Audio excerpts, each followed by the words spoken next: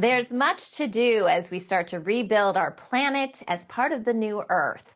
For the first time in human history, we will have all the tools, resources, and funding to finally make this world a better place.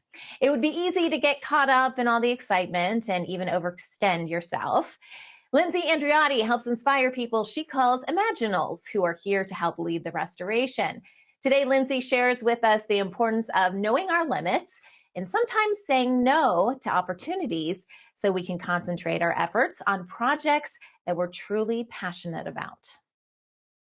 So Lindsay is joining us, and I love today's topic, Lindsay. We're talking about the power of saying no and the importance of it, because so many times people are approached, sure, I'll do this. You know, a lot of us are people pleasers, right? Or we feel like the more we do, the more accomplished we are. Like there's all of these lies, right, that have been built in our society. But you've actually, done some digging on this. And, the importance of saying no isn't just about having more free time for yourself, but it's about your body and things that happen. So tell us more about this. Oh, it's so exciting. I love how science is catching up finally to this. And I think it goes both ways for men and women, but I think for women in particular, we are conditioned. We're early stage programmed to say yes to things we mean no to. It's very common, much more common. And there's a person, he's a doctor who's from Canada. His name is Gabor Mate, M-A-T-E, if anyone wants to look him up. His book that I recently went through, and loved every second of it, was When the Body Says No. And it's the cost of the hidden stress of saying yes when you mean no.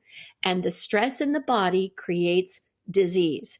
So he is seeing evidence that for people who are pleasers, who don't say no, who can't, have effective boundaries for their own limitations, they're having higher and higher incidences of cancers, mental health issues, other kinds of disease that it hasn't even been really studied yet. So the power of being able to know your own limitations and being able to say no right now has more hidden costs than I think we've ever known before. And it's amazing what we need to be doing to say no. How are you at setting boundaries, Sunny? I'm getting better. Me too. I am getting better. And a lot of it for me is a time thing, but this puts a whole different spin on it.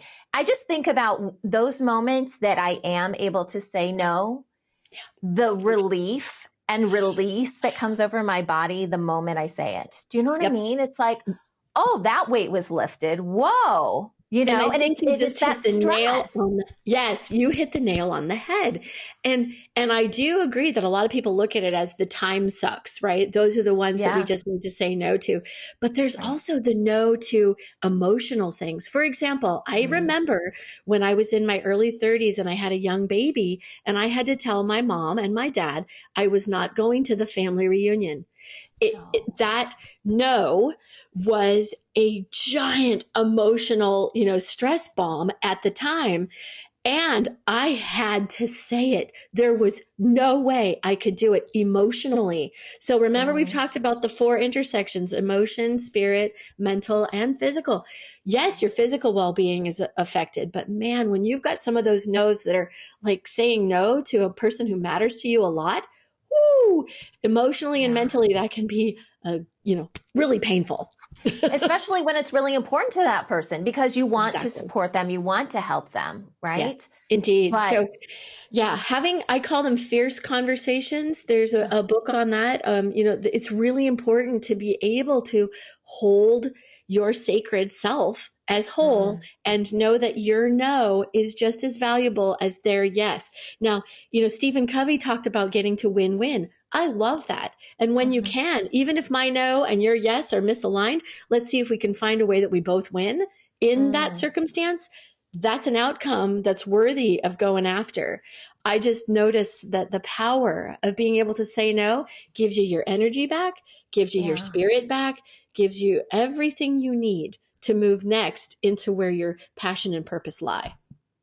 So for an example, a win-win, would it be someone comes to you and asks you to do something or be part of something? You can't do that, but maybe there's something you can do. Is that kind of an example of? That's a great example. Another Okay. example might be, hey, I can't be a part of this particular project that you're working on, but I might know someone who can Oh, be, who's okay. also available, or who is aligned even at a deeper level to what you're doing. May I Yeah. introduce you? Yeah. Or, let's get clarity about your project. Does it need to happen right now? Do you Mm, need me right now? Because I might be able to say yes to you in 3 months, 6 months, whatever. But it's yeah. knowing your timing and your boundaries is so powerful.